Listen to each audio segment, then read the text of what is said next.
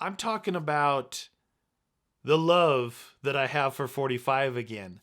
And it all stemmed from this B&T APC 45 SMG that I have that I absolutely love that thing. It's so much fun to shoot with. Now, with all the horse training I did, I went ahead and I acquired a couple of guns, 2 guns. And here's the thing about it. I like collecting military style guns, whether they were adopted by the military, used by the military. A lot of the times it's not the actual military version, it's a civilian version of the military gun. But in this case, I was able to pick up the first one I got was this HK USP CT in 45 ACP. Say that 3 times fast. So this gun here is cleared. I've pre-cleared everything, but I'll just double check again. Decock it. Okay, so this gun here, I'm going to tell you a little bit of a backstory if you're interested. This stuff interests me, and the only reason I know it is because I research it. Wikipedia, different blog posts, things of that sort. Things that I would say that I trust that the information is correct. So, U.S. SOCOM, Navy SEALs, Special Forces, wanted in, I think, let me see, I wrote this down here, in around, say, 91, they were looking for a pistol, basically a pistol, a suppressor with a laser, all this stuff.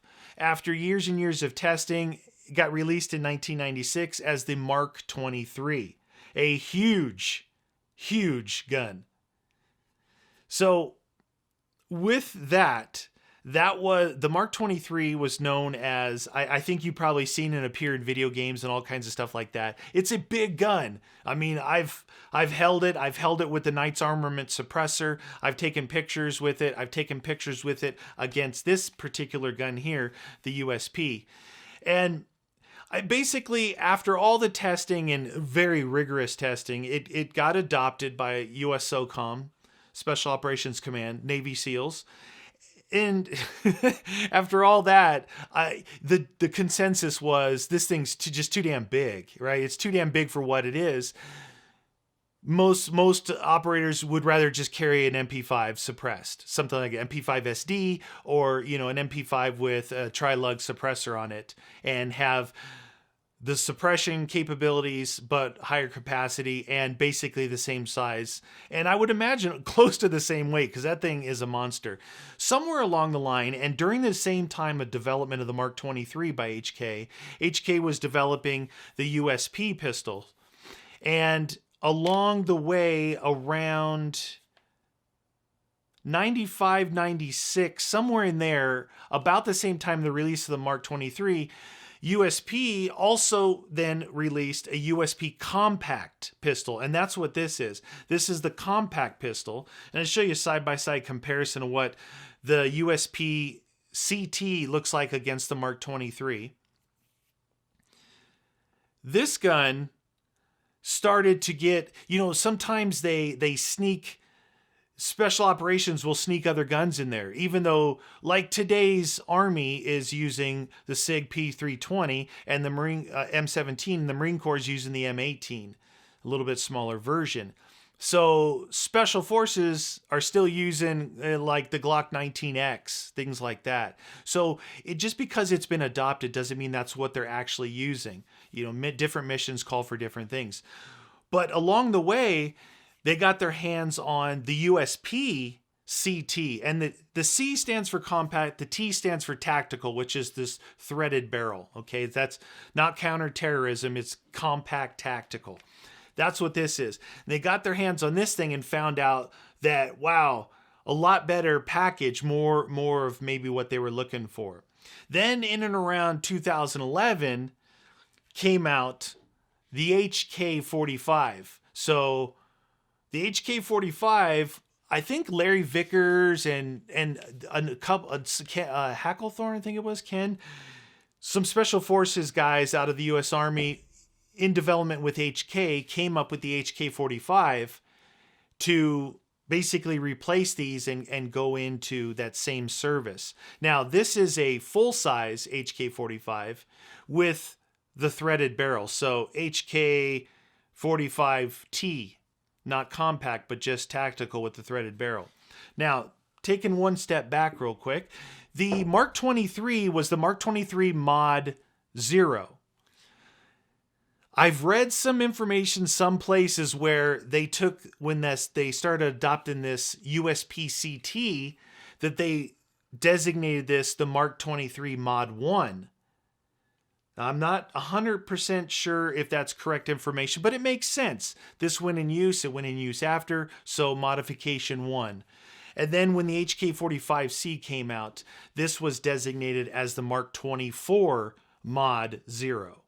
Now, all of that aside, that's just, I don't know if that's informative or interesting to you guys, but it is to me, especially since now I own these two. So these are the two that I got. I traded for them. I actually didn't pay any money for them. I was able to trade, some of my little 22 revolver I had when I was a kid, my Winchester bolt action 22, Mini 14, a plethora of stuff that never going to use, and I got plenty of use out of them. So I think it worked out really good. Now, the Mark 23 that I was talking about, they do have one there for sale. I don't like them personally. I think it's like holding a giant brick in your hand. They're just gigantic pieces of metal, long, pretty heavy, and the controls for me are not intuitive, not anything like these two pistols. So, just by the way, for here, let you know, clear, decock, magazine. Now, the magazine on this guy that I have here is a 10-rounder. This magazine on the USP is an 8-rounder, but I have the 10-round magazines for this, and they call it the elephant foot because it's got this kind of a wide triangular looking base at the bottom. I have them in my bag, but I have them fully loaded because I was going to go out shooting today, so I'm not going to pull those out. I don't like to have any ammo at all on the table when I'm doing stuff like this, or even in the room, even though it's down there in the bag. So, that being said, I took these bad boys out for a little test drive.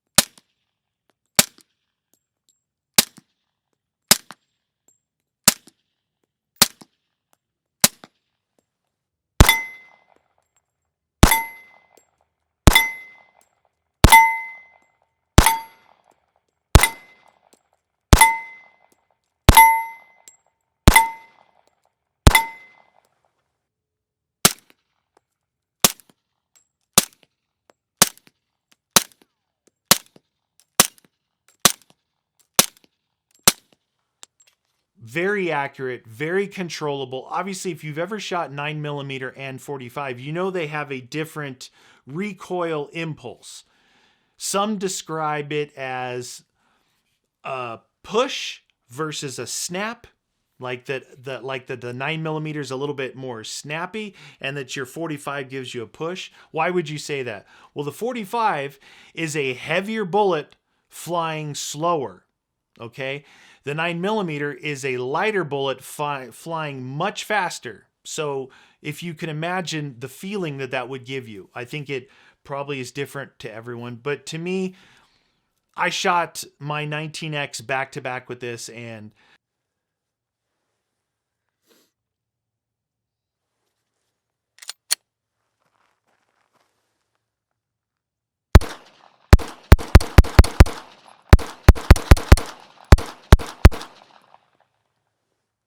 I don't find the 9mm snappy at all in my hands. I just find it very, very soft, very comfortable shooting gun. And surprisingly, I found this one not very soft, but very comfortable shooting gun. But it gave you that feeling of that. There's, you definitely can feel the power and the weight of that bullet. With the Mark 23 Mod 0 and Mark 23 Mod 1, they were using the Knight's Armament suppressor. And when they went up to the HK45C, they switched over to the AAC Tyrant suppressor. Now, this is a titanium suppressor. I actually have a little scale that I weighed this at. And as it sits right here in my hand on my scale, Amazon basic scale, 11 ounces. So I just stood it on there, 11 ounces, okay? The USP CT weighed in at 1 pound, 13 ounces. This HK 45 with the threaded barrel weighed in at 1 pound, 16 ounces. Now these are all with the magazine inserted empty. I've got some, I don't have the weight on the Mark 23 and the Mark 23, the Knight's Armament, even though, I could go weigh them. I have access to them. That gun, that Mark 23, there's a used one. Well, they're all going to be used, but there's one there for $2,200 on consignment. That's how much money that Mark 23 is. So even I don't like the gun, I think it's too big, I hate the price. I bought both of these guns for far less than the price of that. I traded for these two guns. So that can tell you both of these guns were used. Hey, if I'm trading in used guns, I have no problem getting used guns. This USP 45 CT, from what I read on the HK Pro forum, it's very sought after for this writing on here, not just for the pistol, but for what it is. Because you can get the new HK 45s in a compact tactical, but it doesn't say USP 45 CT like this one does. So there's a bit of a collector in this one. Here's where I'm going with this. Obviously, I haven't made a video in a couple of months, so this might be a little raggedy, but I'm hoping you're enjoying the information. Here's what I would like to do, and I want to know from you guys if this would be interesting, because I think it would be. And it might set up an ongoing type series of other things that we could do within this same layout. Here's what I'd like to do. I'd like to take a look, in this particular case, at 45 ACP, we're going to air quote this, the old, the middle, and the new, right? Now, this could qualify as a new because this is active right now. But what I'm going to look at, and I'm going to give you an example here. Here is a Colt. Here is a Colt 1911 pistol. Government model right there. You can see what that is, right? So we got the Colt government model 45 automatic caliber 1911. I've got a 8-round Wilson Combat magazine in here. I think I also have some 10-round Wilson Combat magazines. I'd like to take this gun as the old. I would like to take this USP as the middle, and I would like to take this FNX 45 Tactical by FN. Okay, so this gun here is the tactical name in it means threaded barrel. It's got suppressor height sights, so you can see over the top of the suppressor. You can see right over the top of it, as long as it's, a kind of a long, skinny one rather than the short, fatter ones. But this particular one, I've got the Trigicon RMR red dot on the top of it. This also carries 15 rounds in the standard magazine. 15 rounds of 45 ACP. So do you see what I'm getting at? We've got old, middle, and new, which is not only about how the gun is made, which is all metal, versus polymer lower and metal upper, versus having different capacity magazines, maybe some high speed red dots and all this fancy stuff. I want to do kind of a head-to-head comparison between these three guns. We're going to not use the HK 45 in this particular one because that kind of qualifies as a new gun.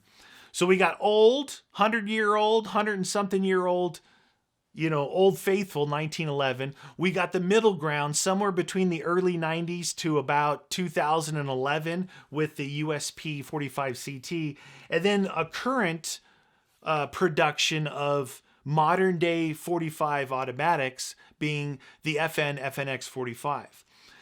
And I guess maybe you guys could help out with what the criteria would be. It'd be the feel. How does the gun feel in hand? Because I can tell you, everyone who holds a 1911 says it's glorious, right?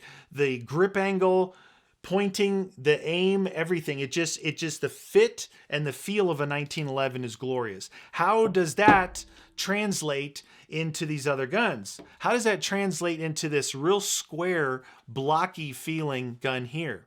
Accuracy, all right? Accuracy. The ability to suppress. Well, I know you can suppress 1911s. I don't have them. I can tell you this right now. I've run through this gun over 200 rounds just in a couple of weeks, suppressed without one malfunction. No, look, when it comes to suppression, you've got a piston on here, a Nielsen device that has to spring forward and basically unlock the weight of that suppressor so this barrel can unlock and allow the gun to cycle. And to be able to shoot over and over and over again without any issues with that, I expect these guns to run no problem like they are. But when you throw a suppressor on there, you're introducing a lot of extra variables that could cause malfunctions. And I had no malfunctions on there. I have had a few on this, and I haven't shot this one that much. I've had this one for maybe 2 years already. So it would be interesting to see all these and kind of do a head-to-head on these three, old, middle, and new. Kind of see what's similar, what's not, and maybe make some recommendations saying, hey, if you're in the market for something and maybe your idea is to carry one of these guns, which one would be the best to carry? I don't know, maybe the compact? Which would be the best to suppress? We'd have to answer that. What would be the most accurate? What about magazine capacity? How much? 15 rounds of 45 ACP is heavy. So is the happy medium an 8 or a 10 rounder? Is it like the 8, the 10, or the 15? There's a lot of things that would be interesting to answer doing a head-to-head on this. So you guys, let me know down in the comments down below if you would like to see a three-way head-to-head on these three different guns. And maybe if you do, maybe what would you like to know? Like, oh, let me know how the magazine capacity plays out, or I would like to know which is the most accurate, or which is the most carryable, or which is the most comfortable, or which one aims the most natural. Just as you draw the gun up and you aim it, which feels the most natural without you having to either compensate something in your natural stance. Feel free to put those questions down below. And if this does come to fruition, if you guys do want to see this, this could be something we could do for a lot of other things. We could do this with 9mm pistols. We could do this with, pistol caliber carbines. We could do it with a ton of things. We could do it just brand against brand, 9mm against 9mm, polymer brand against brand. There's a lot of things we could do with these comparisons. I just find it interesting. I have access to some stuff that I have. I also have access to stuff at my friend's gun store, which will make this possible. Anyway, I think I've talked long enough. It's great to see you all again. I hope you guys enjoyed this video. We'll see you in the next one.